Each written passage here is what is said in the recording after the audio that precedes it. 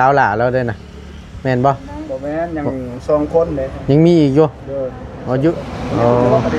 ฮะ นี่พูดเฉพาะประเด็น อันนี้นะ เด้อ โอ้มันนี่เพิ่นอยู่ไผสาร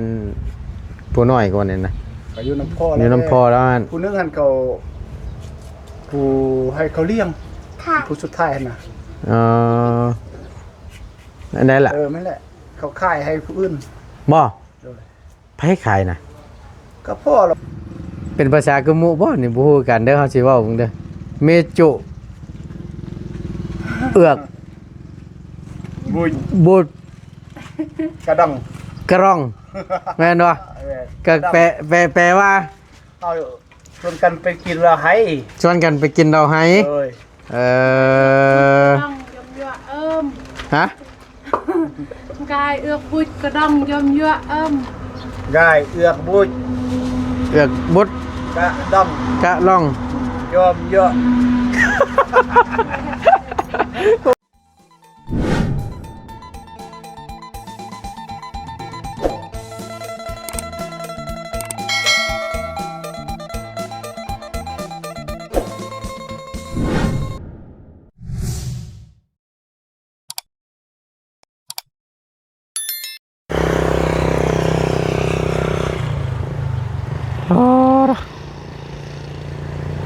มื้อนี้ก็เป็นอีกมื้อหนึงเด้อพี่น้องเด้อความร้อนความเอานี่ก็ได้โคตรโผแลดพี่น้องเอ้ยเนาะหม้อจ้อจันเข้ามาสิฮอดเดือนเมษาเลยแฮงนักเข้าเดี๋ยวบ่ตูนจะเบิ่งท้องฟ้าพี่น้องบ่มีฮอดก้อนเมฆจักก้อนเนาะเอาก่อนอื่นพี่น้องเอ้ยกราบสำบายดีและสวัสดีเด้อพี่น้องสำบายดีเบิดสู่คู่สู่คนบ่ว่าสิอยู่ในและก็ต่างประเทศก็ยินดีต้อนรับเข้าสู่ช่องประธานป้อง Channel อีกแล้วพี่น้องเอ้ยนำเสนอชนูว่าซั่นว่าขอโทษขออภัยหลายๆเสนอโดยบ่ตูนคือเก่าเด้อพี่น้องเด้อขอโทษขออภัยนำหลายๆเด้อเนาะเอาปุรีพี่น้องมาแก้มือกันก่อนบาดนี้แก้มือจังไรวะติผู้ดีว่าทางเบาเงาเนาะได้เว้ามื้อวานนี่พี่น้อง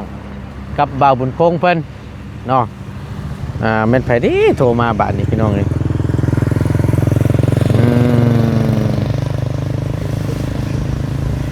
เดี๋ยวค่อยรับเพิ่นเนาะผู้ดีทั้งเบาเงาได้นัดหรือว่าได้ตกลงกันกับบ่าวบุญคงไว้มื้อวานนี่ว่านอกคมนั่นแหละมื้อวานนี่ ถ้าว่าซั่นอันนี้เป็นนอคมต้มบชุกว่าจัดเนาะนอคมต้มบชุกแหละมันสิคมมันนะเฮากะฮู้อยู่พี่น้องมันเป็นนอไม้เนาะกระพังนี่ก็สื่อมันนอคมไอ้พี่น้องถึงสิต้มซำใดบ่ต้นก็ว่ายังมีคมอยู่เนาะแต่ว่าตั้งบ่ยาวว่าอันนี้หน่อไม้ต้มบชุกถ้าว่าต้มชุกมันสิบ่คมว่าซั่นเอาลองเบิ่งเดี๋ยวว่าต้นสิเข้าไปหาเบิ่งบ้านนี่เนาะแล้วก็สิชิมเบิ่งเนาะว่ามันยังขมอยู่บ่หรือว่าจังใดบ่ตูนบอกว่าให้ต้มไปดูเด้อว่าบัดขึ้นเนี่ยว่าต้มให้มันหล่นๆแน่ว่าถ้าว่ามันขมมันเอาค้อนมาตีหำขอโทษว่าซั่นบอกขอโทษขออภัยน้ำหลายๆพี่น้องอันนี้คือเพิ่นเว้ากันเมื่อวานนี่แต่ว่าเมื่อวานนี่ก็คมดียอมรับเด้อพี่น้องเอ้ยบ่แบบว่าคมแบบเอาเป็นเอาตายดีน่ะหรือว่าต้มมันยังบ่จืดบ่หรือว่าจังใดเนาะแต่ก็มีส่วนอยู่พี่น้องต้มมันยังบ่แห้งอันโมเมนต์ยังบ่แห้งว่าซั่นต้มยังบ่ล้นนะพี่น้องทางบ่ตูนสิเข้าไปซิเบิ่งบาดนี้เนาะว่ามันสิเป็นจังไดแน่เดี๋ยวสิเข้าไปเบิ่งไปชมนํกันพี่น้องเอ้ยหลังจากที่นำเสนอเรื่องราวนั้นลงไปเนาะคลิปล่าสุดพี่น้องเพิ่นก็โดนทั้งอีหล่าเพิ่นโอ้ยว่าซั่นเป็นแต่แพงแท้เด้ว่าซั่นเนาะทางน้องไว้พี่น้องเอ้ยไปบ่หลายอย่าห่างเนาะเบิ่งบ่ตูนพี่น้องโอ้บ่มีก้อนเมฆจักกอดคักแน่ดินี่เนาะเบิ่งเอารถพี่น้องเลยชุดดีๆเลยเนาะอากาศเย็น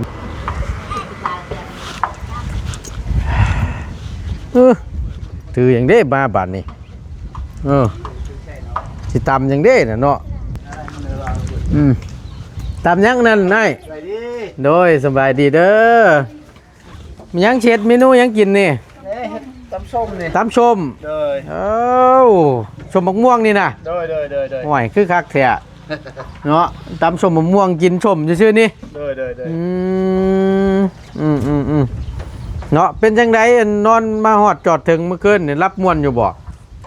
คือว่าได้รับได้นอนเพื่อนใหม่แดกอะดีใจนอนรับเลยที่ต้องดีใจนำแต่ เนาะ โอ้ยลูกไม่ได้จับ โอ้ยพี่น้องเอ้า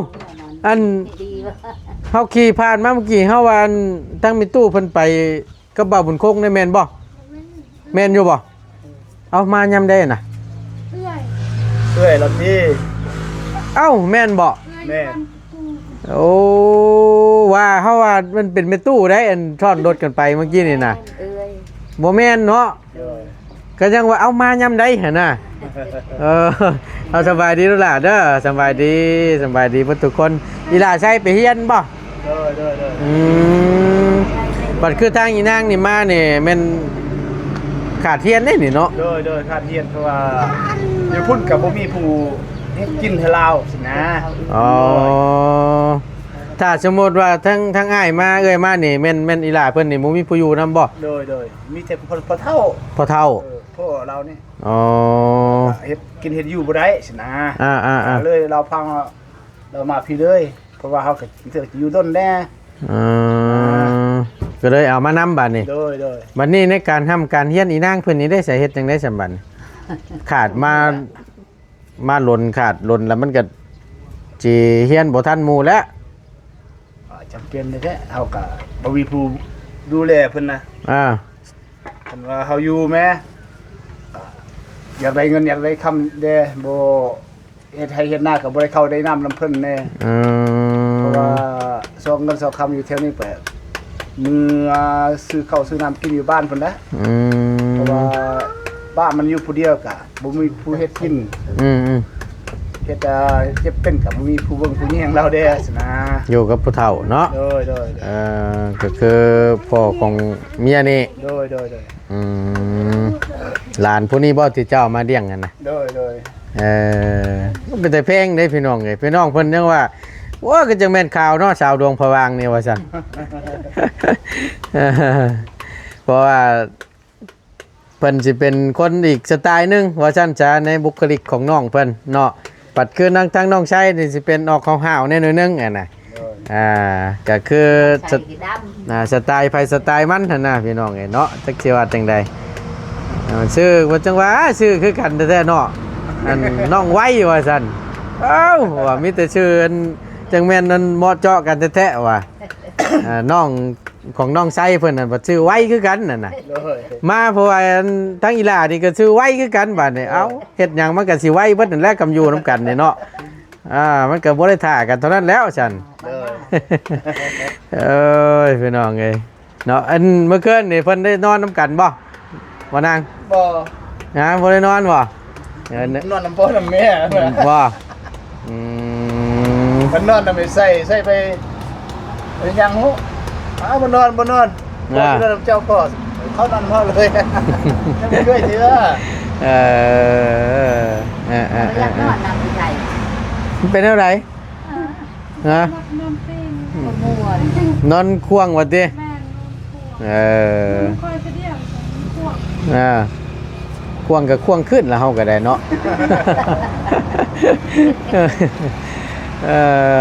เอามาบัดนี้ผู้ดีก็เลยหลังจากที่เฮาได้ชิมกันเมื่อคืนนี่คือเว้าเรื่องนอกขมว่าซั่นซะ เนาะเฮาจำได้เลยก่อนสิลงเฮือนนั่นบ่ยาวกับบ่บุญคงท่ากันอยู่เมื่อคืนนี่ ถ้าว่ามันบ่คมนี่เรื่องนอนั่นเบ้าเมื่อคืนนี่ต้มนอนั่นประมาณจักชั่วโมงเมื่อคืนนี่น่ะ โอ้2 ชั่วโมงเลย 2 ชั่วโมง โดย แต่ก็ยังบ่จืดอยู่ บ่จืดแต่เอาน้ำหันบดตัวบทอกทีมเนาะนี่แต่น้ำเก่าหัน สั่งคือการทำได้มันสิซ้ำเดียวนั่นแหละคำคือเก่านั่นแหละ ชื่อมันเนาะ แม่ โดย อ๋อ พี่ใครนึกกันว่าเฮาสินะ อืม กับต้มนี่มันโอ้มันอยากคือว่านั่นแหละมันคม ต้มนี่เฮ็ดจังได๋ก็คมอยู่ซั่นว่าติ โดย บ่แปลว่ารสดีกีมันลงนี่ก็บ่ได้บ่ต้มแบบว่ามัน เอา แบบ ต้มแล้วก็ให้น้ำมันออกอะเอาน้ำไม่ใช้ใครนึง เออ เนี่ยเราต้มซ้ำน้ำทอกตลอดน้ำก็ยังขม ปา ตอนเคยเอามาทำอีก อ่าปานนั่นบ่นะปานนั่นบ่คมคักกะดีนี่เนาะ ขม อืม เป็นมันเอกลักษณ์ของแถวเมืองเหนือนั่นน่ะมักกินสุด นอนั่นเด้ โดย โอ้หนอคม นี่แหละพี่น้องเพิ่นโอ้ยบ่ตูนจังแม่นให้โชว์บ่เคยกินหนอคม เอากันทางบ้านมันบ่มีพี่น้องเอ้ยจักใจบ่ตูนว่าจังใดซะเนาะมีบ่ซั่นต้องถามนั่นน้องดาวนี่ก่อนมีบ่แถวนี่หนอคม ก็ น่านมันก็เป็นเขตไปเขตมันน้อยเนาะ โดย เขตทั้งบ้านมันก็สิแล้วเนี่ยเป็นอาหารหลักของเราเป็นเอกลักษณ์ โดย ประจำทั้งแขวงทั้งเมืองก็นอกคมว่าซั่น โดย เนาะ เราคมทางหลวงหัวบ้านนี่ ไหนอะ อันนั้นของรักเนาะ แม่นเฮ็ดได้กินชวนหลายนะบ่ โอ้สุดไรกะเผานั่นแหละเผาก็ได้แกงก็ได้ อ๋อ สุดไรมันเผา เผาเอา โดย ถ้าว่าเผานี่รสชาติสิอีกแบบนึงเนาะ โดยรสชาติมันเอาหอม อ๋อพอดีว่าเฮาได้กินตอนที่เจ้ามาแรกๆนะ โดย ที่ว่าอันจักหนอพวกหนอช่องหนอแล้วพอได้เผามาชิมก็คือว่าบ่ได้ขมปานใดนะคือว่าหอมอยู่หั่นน่ะ บ่คันมันสูงสำนี้นี่แฮงบ่ว่าละแฮงคมสุดละ บ่ โดยคมแท้คมหวานเอาอันมากเด้อคมมัน โอ้เชื่อว่าง่ายๆนี่หนอมันก็ว่าไงมันยังอยู่ในดินอยู่นี่แม่นสิบ่ขมแฮงปานใด เอาหวานหน่อยนึงแหม ถ้าว่าขึ้นบิดดินแล้วนี่ เออ แฮงคมอ่ะน่ะ แฮงคมสูงสำนี้แฮงคมสูงสำนี้แฮงคมไปละ โอ้สิว่าง่ายๆก็เปรียบเทียบคือหน่อไม้เฮานี่เนาะ โดย ถ้าว่าอยู่ในดินนี่ก็จะว่าขาว หน่อขาวเนาะ โดย บัดพอมันขึ้นบิดดินแล้วบาดนี่เนาะ เริ่มได้ลำเขาได้บาดนี่ อันนี้คือกันนี่เนาะ โอ้บ่โดนบ่เคยดีพี่น้องเอ้ยเนาะมาตำเพิ่นเมื่อคืนนี่จ้ำแจ่วก็จังว่าขมแท้ๆเฮาก็มักขมอยู่ไดเฮาก็แต่เพิ่นมาเจอนี่อู้บ่ไหวได้อยู่ช่องยิ้มเมื่อคืนนี่สุดๆล่ะขมคักขมแน่เลยยอมตัวนี้เขาว่ามันลดปริมาณความขมลงอีกหน่อยนึงนั่นก็ว่าบ่สร้างอาจสิมักกันนะใช้อันที่ว่าเขาบอกว่าต้มไว้คักๆเริ่มเมื่อคืนนี่ว่ามันเป็นอะไรรสชาติเพิ่นน่ะมาลองชิมดูด้วย บ่ได้ต้มแล้วคันว่าอันนั้นก็มีเผาไว้แล้ว บ่ โดย อ๋อ อยากกินสิไปเผา ต้องเผาเอาบาดนี่ เผาเอาแต่รสชาติมันต่างกันอันนั้นเผากับต้มมันรสชาติมันต่างกันนี่ แต่ว่าเผานี่มันหอมเนาะ โดย หอมแน่หน่อยนึง โดย คักอยู่กับว่าตัวนั้นน่ะพออันเขาต้มไปอีกรสชาตินึงเลยน่ะ โดยแบบว่าเขาต้มนี่อันคมนี่กันบ่คมมันเข้ากันเลยนะต้มนี่อันยาวแล้วคมเนาะอันสั้นแล้วมันก็ยังคมกันได้สินะ บ่ เขาต้มมันรสชาติมันเข้ากันอันคมเข้ากันหมดเลยสินะ พี่น้องเพิ่นว่าถ้าว่าบ่อยากมันคมปานใดให้กินน้อยๆเด้อว่าฉันแม่นบ่ โดยนอนน้อยแล้วนอนต่ำ น้อยๆต่ำๆนั่นแม่น โดย แม่นสิบ่คมปานใด โดย ถ้าว่าเป็นเล้งแช่นอใหญ่นี่เรียบร้อยรถเนาะ โอ้ย โอ้ ตัวใหญ่ตัวยาวที่ตัวโอ้เรียบร้อยแล้ว คมแปรตายเลยตัวน่ะ โดย โอ้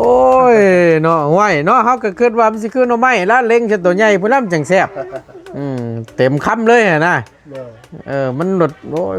มันบ่คือคิดเลยพี่น้อง โอ้ยชุดๆเดี๋ยวดียอมรับเลยตัวนี้คมคักมีแต่ว่าก็ว่าเฮ็ดกินนี่บ่นี่เนี่ยแม่นเผาบ่ โดยเผา อ๋อ ไม่เผา เผาเอาเนาะ โดยมันหอมเดรสชาติมันต่างเนาะอันนี้เขาต้มรสชาติมันต่าง มันลดน้ำเพิ่นเนาะต้ม3-4น้ำก็ยังขมอยู่ติ โดยเอาพี่น้องเอ้ยนอกจากมาฮอดจอดถึงเป็นที่เรียบร้อยทั้งบ่ต้นนำเสนอคลิปเมื่อวานนี่ก็มืดแน่นอนนึงขอโทษขออภัยน้ำหลายๆเนาะมื้อนี้ก็แจ้งหูแจ้งตาก็ถือว่ามานอนอยู่เพื่อนนี่ก็หาก็ได้คืนนึงเนาะออกมาจากบ้านจักโมงก็ บ้านจากบ้านพุ่นน่ะ บ้านเจ้าเลยน่ะ บ้านเฮาก็ประมาณ 10 โมงนั่นแหละ 10 โมงเช้า โดย มา 10 โมงเช้า มาฮอดนะตั้งโมงกะ2 โมงในนั่งท่ารถทันกะ3 โมงออกรถทันขี่รถเตียงนอนมาฮอดเวียงจันทน์นี่กะประมาณ6 โมงปลายนี่แหละก็นอกจากท่านก็เอารถตุกๆลงมาใส่ไตนี่เขาต่อรถใส่ไตนี่ลงมาฮอดสวรรค์นี่มาแต่วันที่ใดก่อนจะออกจากบ้านนะวันที่8ที่8โดยบ่จักมื้อก่อนนี่จักมื้อล่ะ3 มื้อ2 คืนแม่นบ่จึงแม่นคล้ายๆกันเนาะแต่ความข่าวนี่คือกันเลยนี่เจอแนวใดนี่เดือนสาวอันผู้นี้แล้วเนาะอันที่ว่าอันแม่เพิ่นเสียเนาะเสียปะเนาะผู้นี้บ่ลูกสาวหล่าเราเด้อน่ะแม่นบ่แม่นยัง2 คนเลยยังมีอีกอยู่อยู่ฮะในพุทธภพอันนี้อันนี้นะโอ้มันนี่เพิ่นอยู่ไผซะอันผู้น้อยกว่านี่นะก็อยู่น้ำพ่อแล้วอยู่น้ำพ่อแล้วอันผู้นึงหันเขาผู้ให้เขาเลี้ยงผู้สุดท้ายน่ะอันนั้นล่ะนั่นแหละเขาขายให้ผู้อื่นบ่ไผขายน่ะก็พ่อเราเองพ่อเราเองแม่มาหาเรามายงเราăn gọi na nó nhất mà mai tích chua lo sớm được นั่นแหละพ่อทั้งแม่และแม่ก็กำลังป่วยได้แม่เพิ่นก็ได้บ่นั่นแหละขายลูกหันไปปัวขิงกับดีตามมันเว้าหั่นเฮ็ดได้ก็บ่ฮู้ว่าบ่มีเงินสินะเป็นเอาดูกันคนอื่นแล้วก็เอาเงินเอาเข้าไปปัวขิงหั่นก็บ่ดีตายเกี่ยวว่าง่ายๆกับผู้น้อยเพิ่นเลยบ่ที่ว่าเพิ่นให้ผู้อื่นไปเลี้ยงกันนะน้อยเอาซ้ำนี่แหละประมาณนี้บ่ซ้ำนี่แหละก็บ่แม่นว่าขายดอกพี่น้องก็คือว่าก็คือสิฮู้ตัวเจ้าของแล้วว่าถ้าว่าอยู่นำนี่คือสิบ่รอดแท้ๆแล้วบัดนี้แล้วก็ให้เพิ่นคนอื่นเอาไปเลี้ยงซะเนาะให้อยู่หม่องเพิ่นหางเพิ่นมีว่าซั่นจ้ะคงสิกุ้มคงสิใหญ่หั่นน่ะเนาะเอาเพิ่นช่วยแน่แล้วทั้งหมดเอาเพิ่นช่วยตัวออกกับรถเนาะแต่บัดนี้อันผู้เพิ่นที่เอาไปเลี้ยงนั่นคนบ้านใดน่ะอยู่บ้านเดียวกันบ่หรือว่าตั้งอยู่ไกลอยู่ดวงพะวางอ๋อทั้งอีหล่านี่เห็นอยู่ว่าล่ะหน้าน้องเจ้าหน้าน้องผู้น้องชุดท้ายหมู่น่ะเห็นอยู่ตอนนั้นอีหล่าจักปี6 ปีเอาใหญ่จังได๋เด้อ6 ปีแล้วเนาะฮู้แล้วก็มีน้องมันผู้นึงกับอีกตึงผู้นึงเด้เป็น2คนน้องเราที่ว่าติดกับวิลาเพิ่นนี้โดยเพิ่นเอาไปเลี้ยงว่าซั่นจ้ะเนาะแล้วบัดนี้แล้วก็ทั้งแม่ก็บ่อยู่โดย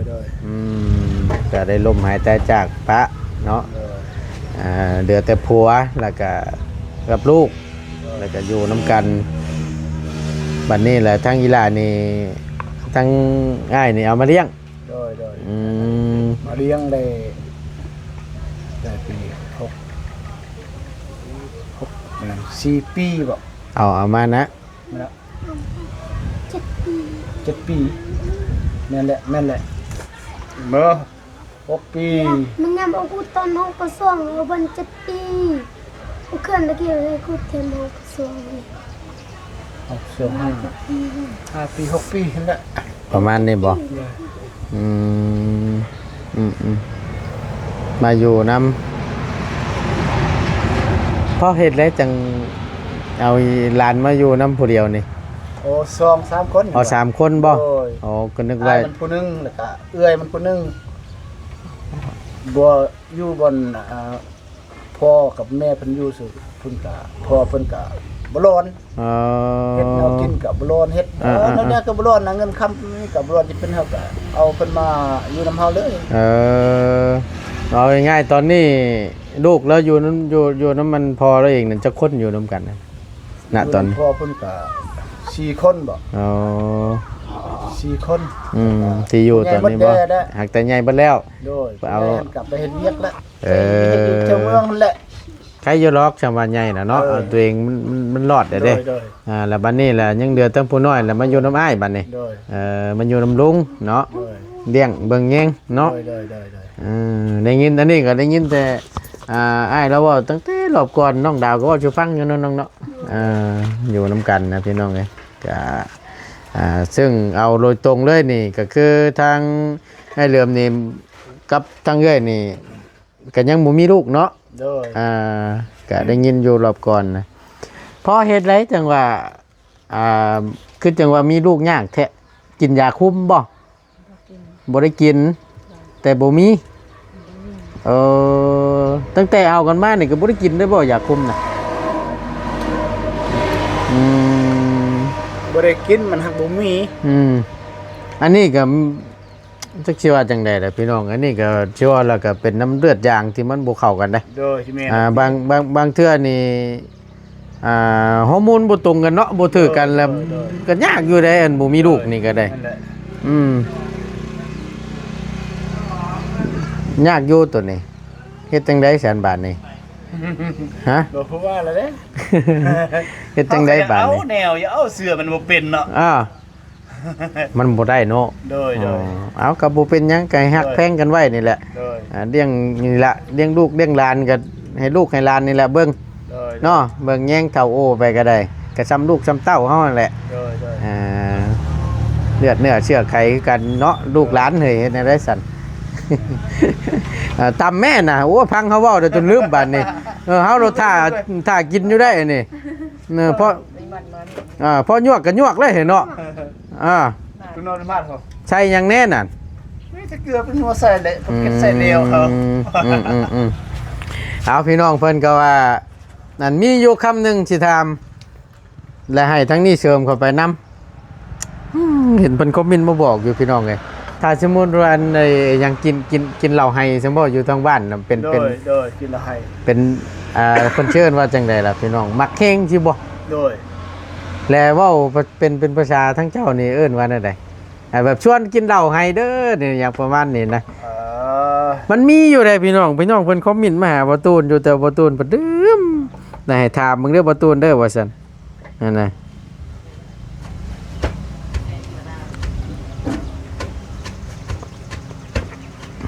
เดี๋ยวหามึงก่อนแหนมันสิเว้าอีกออกทำนองหนึงดอกเป็นภาษากะมุนั่นแหละ